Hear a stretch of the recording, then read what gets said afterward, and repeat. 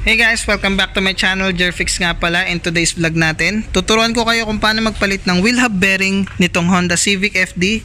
At the same time, aalamin natin kung paano natin ma-check kung sira na ba to or hindi pa. So wag na natin patagalin pa, simulan na natin yung tutorial. Ang mga gagamitin natin dito ay isang puller, optional, hammer, torque wrench, power handle, extension, ratchet, 1/2 drives, 14mm na socket and 12mm. Then meron tayong thread locker, impact screw, straight drive, some flat screw and Phillips screw. So bago natin simulan yung tutorial, alamin muna natin kung paano natin malalaman kung may problema yung ating wheel bearing. Pakinggan natin yung clip na ito.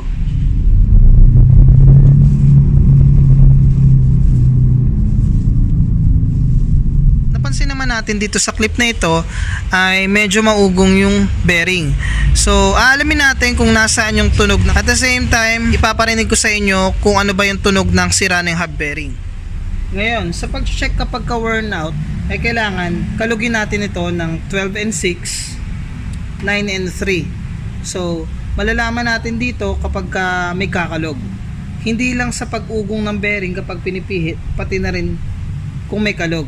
Pero depende pa rin naman yun. Dahil may mga bearing na walang kalog pero umuugong. May mga bearing naman na hindi maugong pero may kalog. So alamin natin dito sa rear side ng ating sasakyan. Kapag halimbawa nagkakalog tayo, make sure na meron tayong safety stand and hydraulic jack. Kasi hindi naman pwede natin napabayaan or hindi naman siya sturdy, hindi matibay yung pagkakalagay, ay maaaring bumagsak yung gulong or sasakyan, maaari pa tayong maipit. Kaya make sure na maayos yung pagkakalagay. Kalugin natin 12 and 6. May nararamdaman akong kalog. Kalugin naman natin dito sa may 9 and 3. Meron din ako nararamdaman na kalog. So, nalaman natin na may problema siya mismo sa bearing. Kasi paano ko nasabi? Sa likod kasi wala naman nakahawak na tie rod and rack end or ball joint. Tanging umahawak lang dyan is yung kanyang lateral control arm and yung kanyang suspension. Yun lang din naman. Tapos pagka kinalog natin, para malaman natin kung may problema talaga, is pag ginagalaw natin dito, hindi gumagalaw yung mga tie rods. Kung sarap man, depende. At ngayon naman, subukan naman natin pihitin kung uugong. Pakikinggan lang natin. Wala. Lapit. Tanging brake pad lang yung naririnig ko.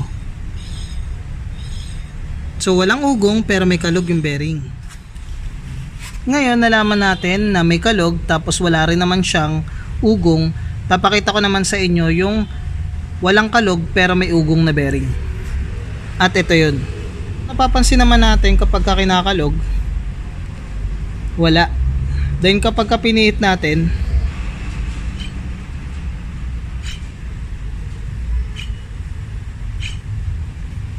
ayan, may ugong pero walang kalog. Nalalaman din natin kapag may problema rin yan, kapag sa mabilis na takbo, palakas yung tunog. Siguradong may problema na rin yung bearing natin. Pangatlo naman, yung ini-scan natin para malaman kung may problema rin sa ABS. Kasi ABS equipped to. Kita naman natin dito na may contact siya sa ABS sensor. Minsan kasi kapag may problema rin sa bearing, na-scan natin kasi high-tech na and moderno na ngayon. Maraming pwedeng maging dahilan. At ngayon, alam na natin kung paano mag-check. Mag-proceed na tayo sa tutorial natin. Okay, ngayon tanggalin natin yung mga lug nuts and gulong.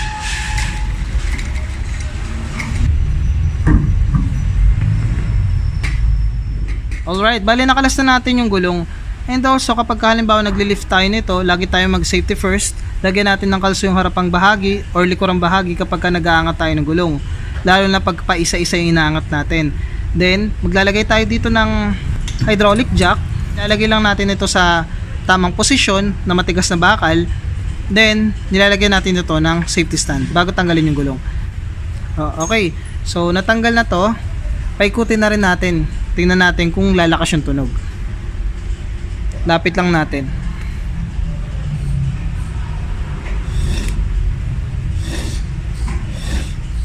naman, sisimulan na natin yung pagkakalas. Unahin muna natin kakalasin dito is yung rotor.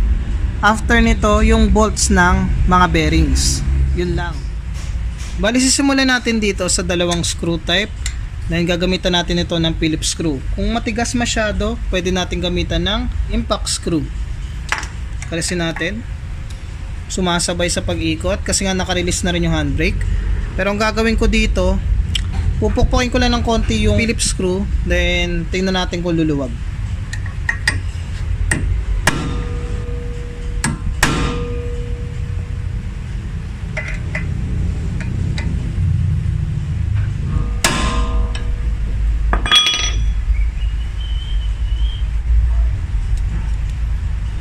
Tanggal. Ayan. O nga pala guys, bago tayo mag-proceed sa pangalawang step ay kapag ka nagpupukpok tayo dapat may ganito. Kasi kapag halimbawa yung Phillips screw mo ay walang ganito, masisira lang yan. Pero dapat kasi pang tap lang to or pukpok ng konting-konti or dahan-dahan tapos hindi malakas. Kasi kapag ka malakas, maaari ding masira to. Pero kung gusto mo talagang matanggal yan ng maayos, nang hindi nasisira yung mga tools natin, ay ginagamitan talaga natin ito ng impact screw. Okay, let's proceed.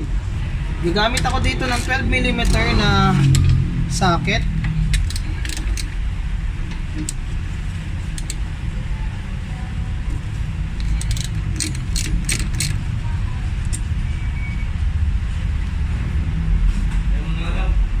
Sige.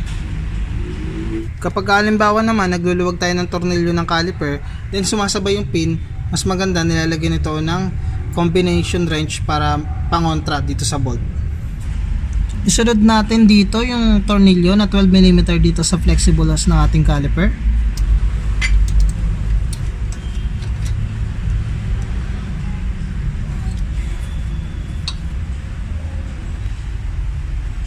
Tanggalin ang brake caliper.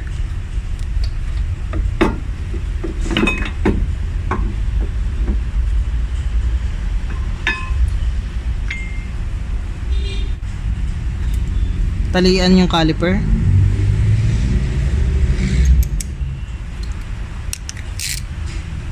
Alright.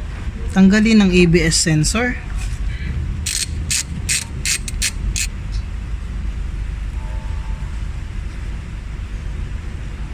Tinatanggal natin to dahil nga baka sumabit kapag ka tinatanggal natin yung bearing. Tanggalin yung dalawang tornilyo ng caliper bracket.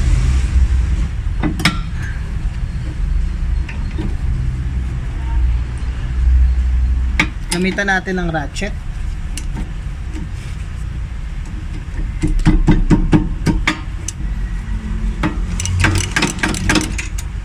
Tanggal sa ilalim. Tanggal.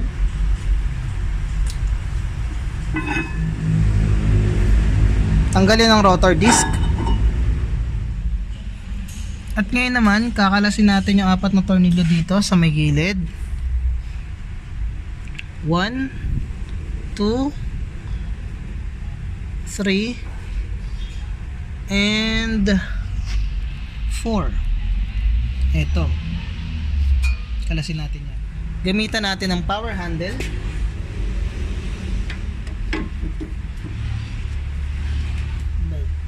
Counterclockwise. Isa naman. Luwagan na natin lahat.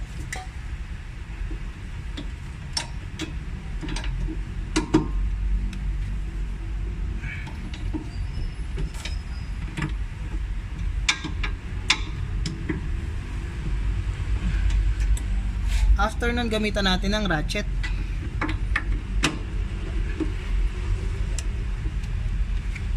Hindi kaya yung ratchet, so gagamitan ko siya ng 3/8 drive.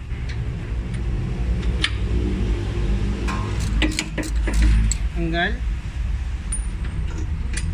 Tanggal. At ang panguli dito banda sa likod. Tanggal.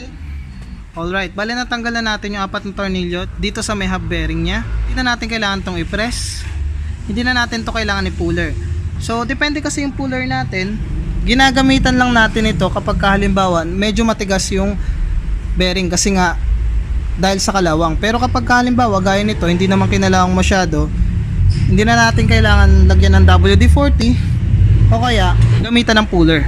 Kalasin na natin diretso. Ganito naman ang tsura kapag magpupull tayo dahil nga medyo matigas, and dinalagyan rin natin dito ng penetrating fluid. So ginaganito lang yan.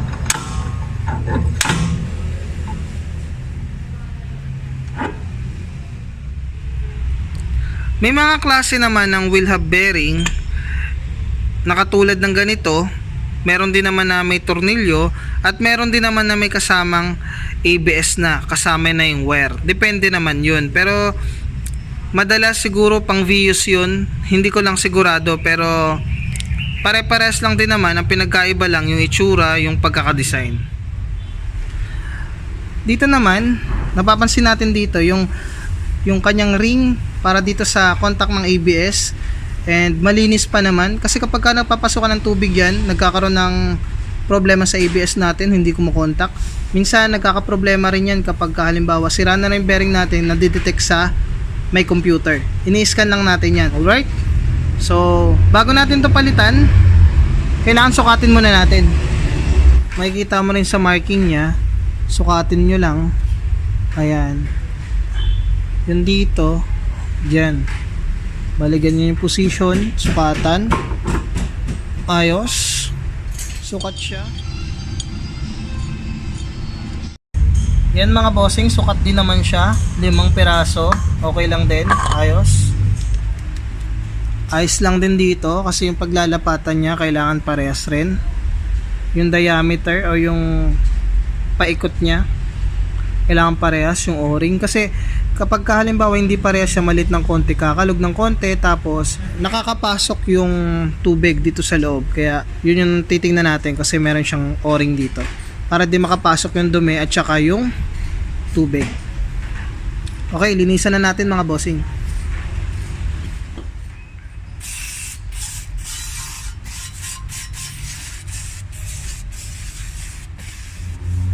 Alright, ngayon lalagyan na natin mga boss.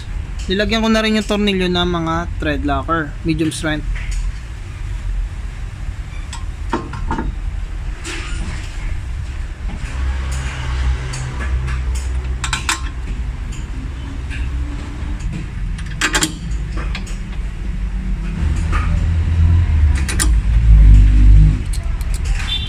Higpitan natin.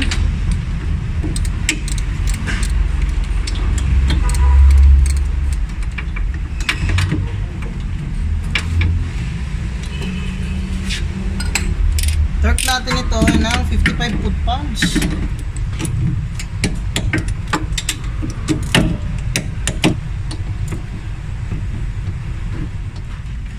After ma-torque ng 4 na tornilyo, lagyan natin yung ABS sensor.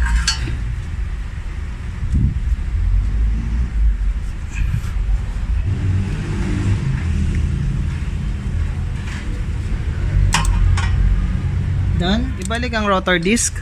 So kailangan yung setup nito, yung mga butas nito na dalawa ay nakatutok dito sa pinagtanggalan natin ng screw. Dito siya. Then sunod naman natin yung dalawang screw type natin na Phillips screw.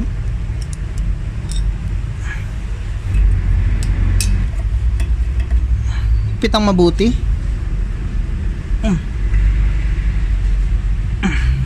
Ilagay natin yung dalawang tornilyo kasama yung caliper bracket.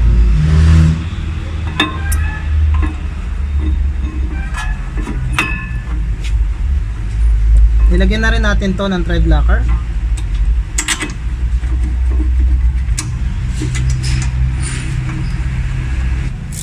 Higpitan natin to ng 50 foot-pounds.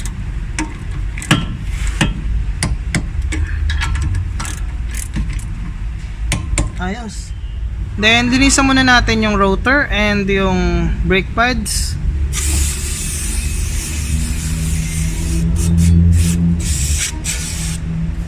Ilagay ang brake pads.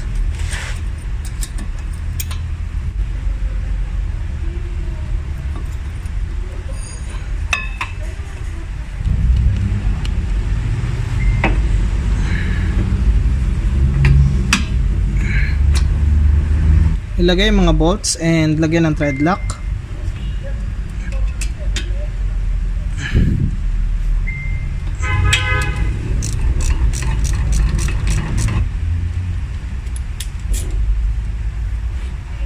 Torque natin ng 18 foot-pounds.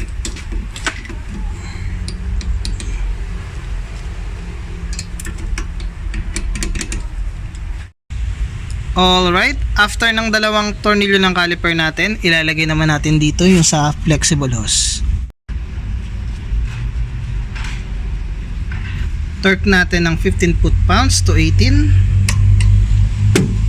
Alright, bali natapos na natin yung paglalagay ng mga kinakailangan para dito.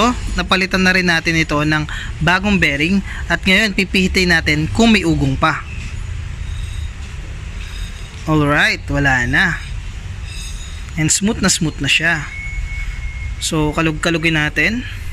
Pero mas maganda talaga may gulong. Ngayon salpak na natin yung gulong.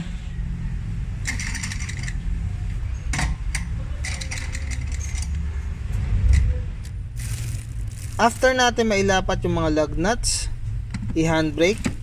After natin gawin ito, tanggalin ang stand at tanggalin na rin yung hydraulic jack. Then higpitan ng 80 foot-pounds.